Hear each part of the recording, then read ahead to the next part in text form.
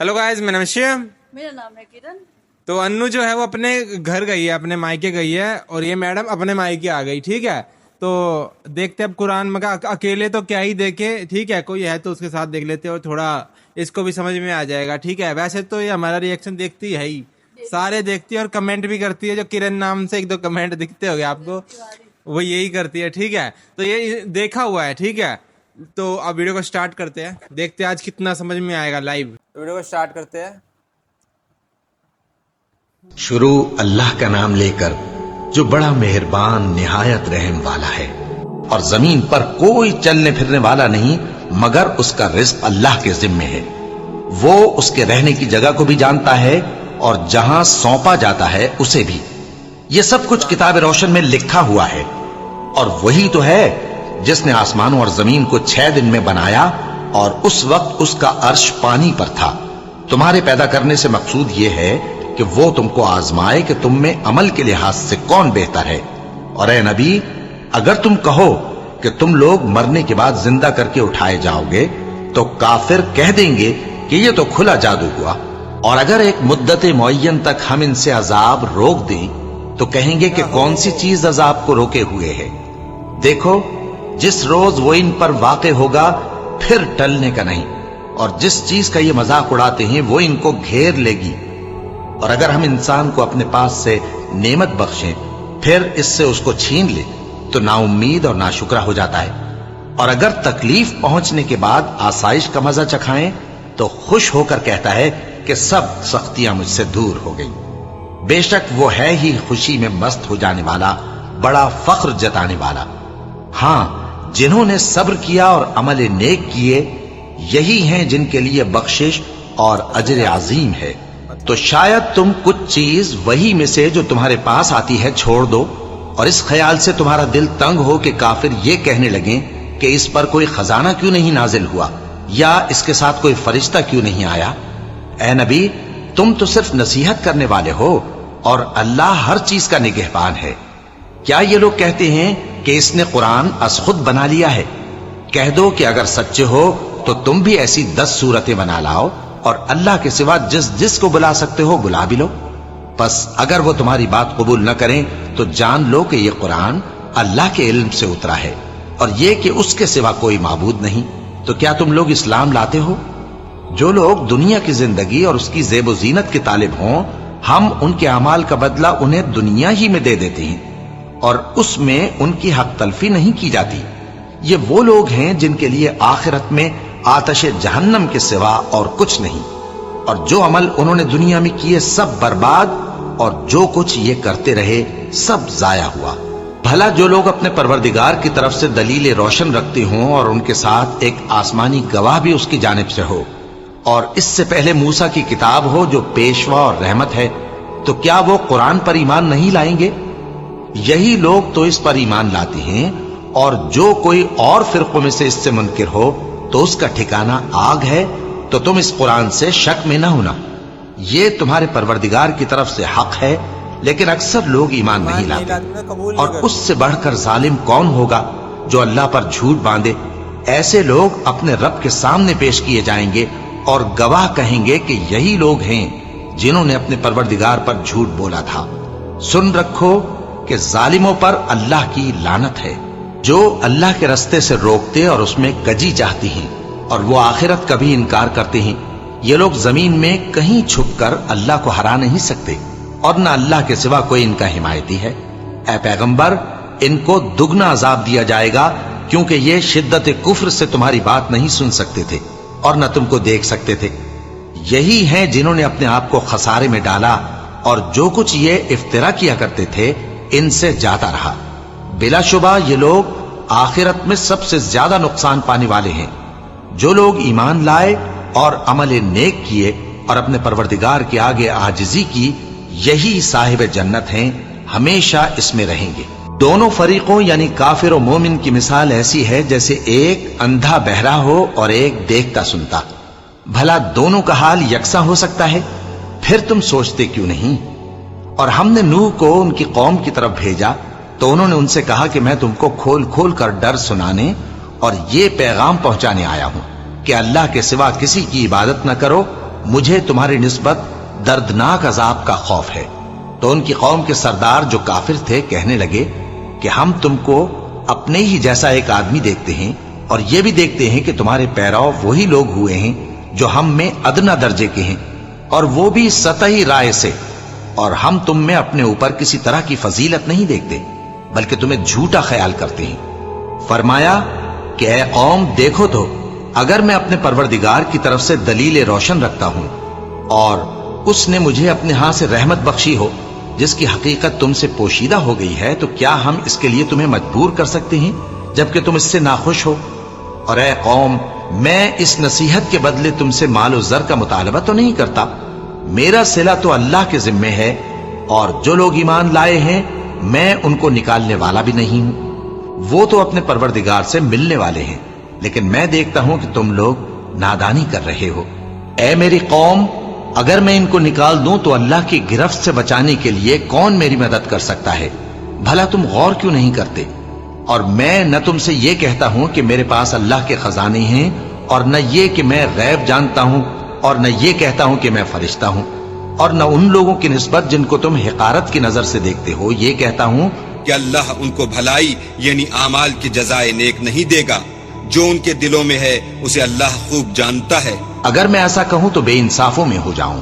انہوں نے کہا کہ نوح، تم نے ہم سے جھگڑا تو کیا اور جھگڑا بھی بہت کیا، اب اگر تم سچے ہو تو جس چیز سے ہمیں ڈراتے ہو وہ ہم پر لا نازل کرو۔ نوح نے کہا کہ اس عذاب کو تو اللہ ہی چاہے گا تو نازل کرے گا، اور تم اللہ کو کسی طرح ہرا نہیں سکتے، اور اگر میں یہ چاہوں کہ تمہاری خیر خواہی کروں اور اللہ یہ چاہے کہ تمہیں گمراہ رہنے دے تو میری خیر خواہی تم کو کچھ فائدہ نہیں دے سکتی۔ وہی تمہارا پروردگار ہے اور تمہیں اسی کی طرف لوٹ کر جانا ہے۔ کیا یہ لوگ کہتے ہیں کہ اس پیغمبر نے قرآن اپنے دل سے بنا لیا ہے؟ کہہ دو کہ اگر میں نے دل سے بنا لیا ہے تو میرے گناہ کا وبال مجھ پر، اور جو گناہ تم کرتے ہو اس سے میں بری الذمہ ہوں۔ اور نوح کی طرف وحی کی گئی کہ تمہاری قوم میں جو لوگ ایمان لا چکے ان کے سوا اور کوئی ایمان نہیں لائے گا، تو جو کام یہ کر رہے ہیں ان کی وجہ سے غم نہ کھاؤ، اور ایک کشتی ہمارے حکم سے ہمارے سامنے بناؤ، اور جو لوگ ظالم ہیں ان کے بارے میں مجھ سے کچھ نہ کہنا، کیونکہ وہ ضرور غرق کر دیے جائیں گے۔ اور نوح نے کشتی بنانا شروع کر دی، اور جب ان کی قوم کے سردار ان کے پاس سے گزرتے تو ان سے تمسخر کرتے۔ وہ کہتے کہ اگر تم ہم سے تمسخر کرتے ہو تو جس طرح تم ہم سے تمسخر کرتے ہو اسی طرح ایک وقت ہم بھی تم سے تمسخر کریں گے، اور تم کو جلد معلوم ہو جائے گا کہ کس پر عذاب آتا ہے جو اسے رسوا کرے گا، اور کس پر ہمیشہ کا عذاب نازل ہوتا ہے۔ یہاں تک کہ جب ہمارا حکم آ پہنچا اور تنور جوش مارنے لگا تو ہم نے نوح کو حکم دیا کہ ہر قسم کے پالتو جانوروں میں سے جوڑا جوڑا یعنی ایک ایک نر اور ایک ایک مادہ لے لو، اور جس شخص کی نسبت حکم ہو چکا ہے کہ ہلاک ہو جائے گا اس کو چھوڑ کر اپنے گھر والوں کو اور جو ایمان لایا ہو اس کو کشتی میں سوار کر لو۔ اور ان کے ساتھ ایمان بہت ہی کم لوگ لائے تھے۔ نوح نے کہا کہ اللہ کا نام لے کر کہ اسی کے کرم سے اس کا چلنا اور ٹھہرنا ہے، اس میں سوار ہو جاؤ، بے شک میرا پروردگار بخشنے والا ہے، مہربان ہے۔ اور وہ ان کو لے کر طوفان کی لہروں میں چلنے لگی۔ لہریں کیا تھیں؟ گویا پہاڑ تھے۔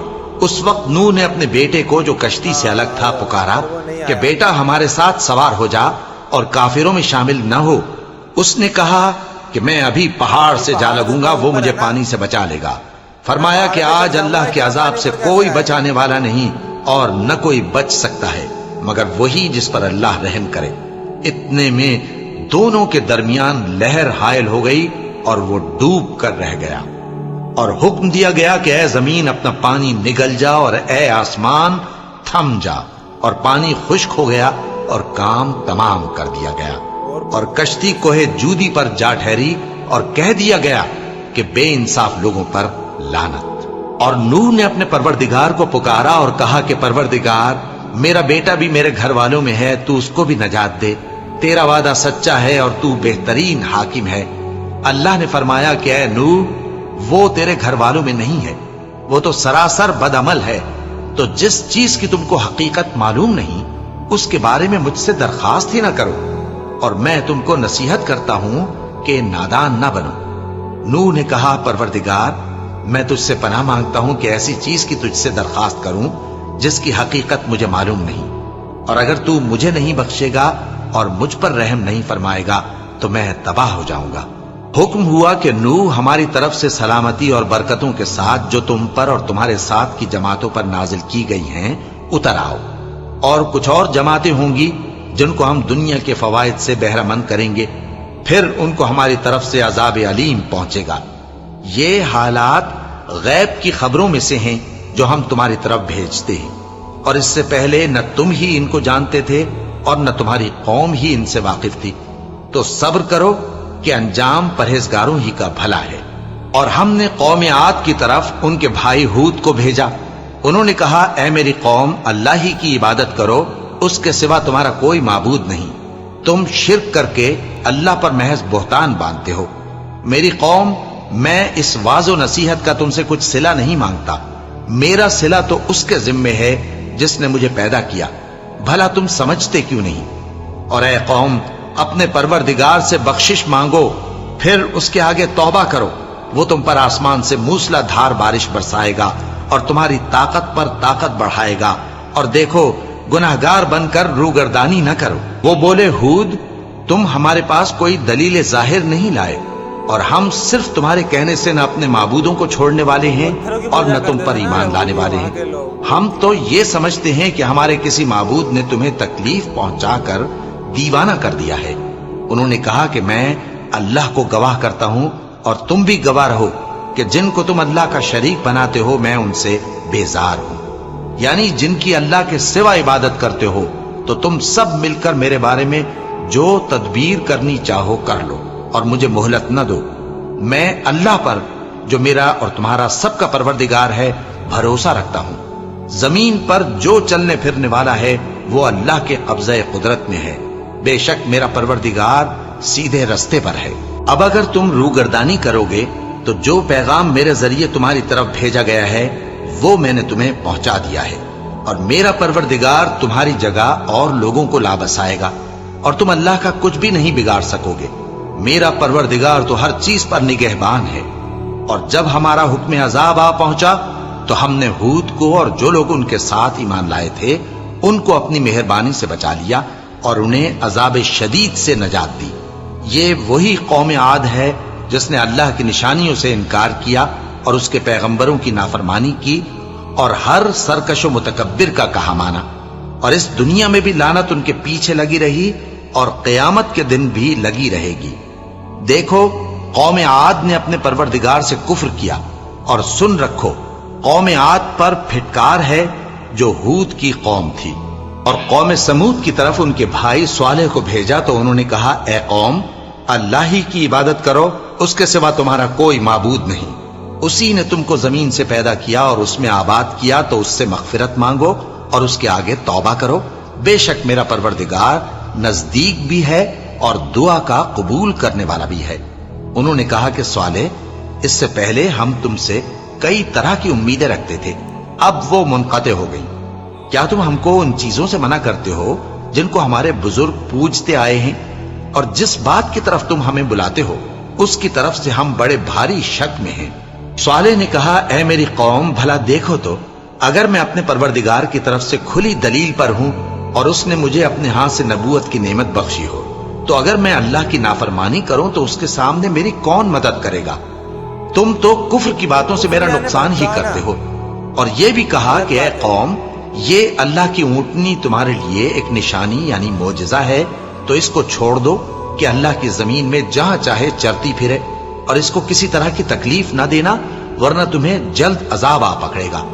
مگر انہوں نے اس کو کاٹ ڈالا تو صالح نے کہا کہ اپنے گھروں میں 3 دن اور فائدے اٹھا لو، یہ وعدہ ہے کہ جھوٹا نہ ہوگا۔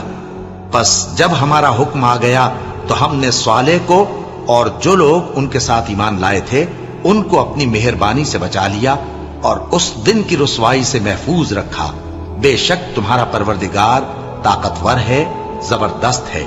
اور جن لوگوں نے ظلم کیا تھا ان کو چنگھاڑ کی صورت میں عذاب نے آ پکڑا تو وہ اپنے گھروں میں اوندھے پڑے رہ گئے، گویا کبھی ان میں بسے ہی نہ تھے۔ سن رکھو کہ قوم سمود نے اپنے پروردگار سے کفر کیا، اور سن رکھو قوم سمود پر پھٹکار ہے۔ اور ہمارے فرشتے ابراہیم کے پاس بشارت لے کر آئے تو سلام کہا، انہوں نے بھی جواب میں سلام کہا۔ ابھی کچھ وقفہ نہیں ہوا تھا کہ ابراہیم ایک بھنا ہوا بچڑا لے آئے۔ پھر جب دیکھا کہ ان کے ہاتھ کھانے کی طرف نہیں بڑھتے، یعنی وہ کھانا نہیں کھاتے، تو ان کو اجنبی سمجھ کر دل میں خوف کیا۔ فرشتوں نے کہا کہ خوف نہ کیجیے، ہم قوم لوط کی طرف ان کے ہلاک کرنے کو بھیجے گئے ہیں۔ اور ابراہیم کی بیوی جو پاس کھڑی تھی ہنس پڑی، تو ہم نے اس کو اسحاق کی اور اسحاق کے بعد یعقوب کی خوشخبری دی۔ اس نے کہا، اے میرے بچہ ہوگا، میں تو بڑھیا ہوں اور یہ میرے میاں بھی بوڑھے ہیں، یہ تو بڑی عجیب بات ہے۔ انہوں نے کہا، کیا تم اللہ کی قدرت سے تعجب کرتی ہو؟ اے اہل بیت، تم پر اللہ کی رحمت اور اس کی برکتیں ہیں، وہ لائق تعریف ہے، بڑا ہے۔ پھر جب ابراہیم سے خوف جاتا رہا اور ان کو خوشخبری بھی مل گئی تو قوم لوط کے بارے میں لگے ہم سے بحث کرنے۔ بے شک ابراہیم بڑے تحمل والے، نرم دل اور رجوع کرنے والے تھے۔ اے ابراہیم، اس بات کو جانے دو، تمہارے پروردگار کا حکم آ پہنچا ہے اور ان لوگوں پر عذاب آنے والا ہے جو کبھی نہیں ٹلنے کا۔ اور جب ہمارے فرشتے لوط کے پاس آئے تو وہ ان کے آنے سے غمناک اور تنگ دل ہوئے اور کہنے لگے کہ آج کا دن بڑی مشکل کا دن ہے۔ اور لوط کی قوم کے لوگ ان کے پاس بے تحاشا دوڑتے ہوئے آئے، اور یہ لوگ پہلے ہی سے انتہائی بیہودہ حرکتیں کیا کرتے تھے۔ لوط نے کہا کہ اے بھائیو، یہ جو میری قوم کی لڑکیاں ہیں یہ تمہارے لیے جائز اور پاک ہیں، تو اللہ سے ڈرو اور میرے مہمانوں کے بارے میں مجھے بے آبرو نہ کرو۔ کیا تم میں کوئی بھی شائستہ آدمی نہیں؟ وہ بولے، تم کو معلوم ہے کہ تمہاری ان بیٹیوں کی ہمیں کچھ حاجت نہیں، اور جو ہماری غرض ہے اسے تم خوب جانتے ہو۔ لوط نے کہا، اے کاش مجھ میں تمہارے مقابلے کی طاقت ہوتی، یا میں کسی مضبوط قلعے میں پناہ لے لیتا۔ فرشتوں نے کہا، اے لوط، ہم تمہارے پروردگار کے فرشتے ہیں، یہ لوگ ہرگز تم تک نہیں پہنچ سکیں گے۔ تو کچھ رات رہے سے اپنے گھر۔ قرآن پارہ نمبر 12 فل ٹرانسلیشن ڈکشن بھی کیا ہے، اور تو وہ ایک خدا کو ماننے کے لیے ہی بتا رہی ہے اس میں۔ تو نوح السلام کی اس میں سٹوری تھی، وہ ہم نے دیکھی ہوئی ہے پہلے بھی سٹوری، اور ہم نے اس پر ریئیکشن بھی دیا ہوا ہے۔ رزمہ سلطان تھا، اس میں ہم نے پورا نوح السلام ہے جو ان کا دیکھا کہ کیسے انہوں نے سمجھایا لوگوں کو، لیکن لوگ نہیں سمجھے، کفر کر رہے تھے، ٹھیک ہے۔ ان کا خود کا لڑکا جو تھا انہوں نے بھی نہیں سنی ان کی بات، اور بعد میں جیسے کہ کہہ دیا، گھمنڈ میں آ کے گھمنڈ ہو جاتا نا انسان کو، پھر دوسروں کی تھوڑا سنتا ہے کہ میں پہاڑ کی چوٹی پہ چڑھ جاؤں گا، وہاں تک تھوڑی نہ آئے گا۔ لیکن وہی ہے بھائی، جس نے اتنی کائنات بنا رکھی ہے وہ کچھ بھی کر سکتا ہے۔ ہاں، جیسے سکھ ریلیجن ہے، ٹھیک ہے، اس میں ایک اومکار کا منتر ہے، ویسے ہی اسلام ہے نا، اسلام میں بھی جیسے اسلام کو جاننا ہے تو اسلام کا بھی سٹارٹنگ پوائنٹ یہی ہے کہ لا الہ الا اللہ محمد رسول اللہ، ٹھیک ہے، کہ اللہ کے علاوہ کسی اور کی عبادت نہیں ہو سکتی، اور جو محمد ہے وہ رسول ہے اللہ کے۔ رسول مطلب ہے کہ مڈل پارٹ، مطلب جیسے ڈاکیا ٹائپ ہوا نا، وہاں سے داس نہیں، وہاں سے بول رہے اللہ اور ان کے اوپر نازل ہو رہی ہے، اوپر سے آکاش وانی ہو رہی ہے، اور وہ صرف جو ہے محمد صاحب ہے، محمد صلی اللہ علیہ وسلم، وہ سن رہے ہیں، اور وہ ایز اٹ از جیسے آ رہی ہے ویسے لکھ رہے ہیں، ان کا ایک بھی شبد نہیں ہے، ٹھیک ہے۔ اس لیے محمد صاحب ہے جو انہوں نے کبھی بھی مطلب یہ کلیم نہیں کیا کہ میں خود جو ہوں وہ اللہ ہوں، انہوں نے تو کہا ہے کہ اللہ کو کوئی ضرورت نہیں ہے کہ اوتار لے کے آنے کی، ٹھیک ہے، اور نہ ہی میں اللہ کا بیٹا ہوں، ٹھیک ہے، جیسے دوسرے اس میں ہوتا ہے۔ تو سیدھا اسلام کو جاننا ہے تو پہلا ہی اسلام کا یہ کہ لا الہ الا اللہ، ٹھیک ہے، اور محمد رسول اللہ، ٹھیک ہے۔ اور ایسے ہی مطلب یہی ہوتا ہے، کوئی اگر مسلمان بننا چاہے نا تو یہی لائنیں بولنی پڑتی ہے، اور مسلمان بول رہا، اور میں نے 2-3 بار بول دی، ٹھیک ہے۔ تو یہی ہے، اب جو ہے 12th پارٹ کا بھی ہم نے ہاف دیکھا ہے، ٹھیک ہے، اس کے آگے ابھی دوسری ایک اور ہو رہی ہے، اور میں سوچ رہا تھا کہ یہ سٹوری کہاں سے آئی ہوگی، جیسے یعقوب کی ہو گئی یا یہ نوح والی ہو گئی، تو اب پتہ چل رہا ہے کہ یہ قرآن سے ہی، مطلب قرآن میں جیسے جو ہوا ہے پیچھے ہسٹری ہوئی ہے وہ قرآن میں بھی ایسی کی ایسی لکھی ہوئی ہے، مطلب ایسے نہیں ہے کہ یہ سٹوریاں کہیں سے سن کے آ گئی، یہ مطلب قرآن میں ہے، ٹھیک ہے۔ تو ہمارا ریئیکشن اچھا لگا ہو تو لائک کرنا، سبسکرائب کرنا، ٹھیک ہے۔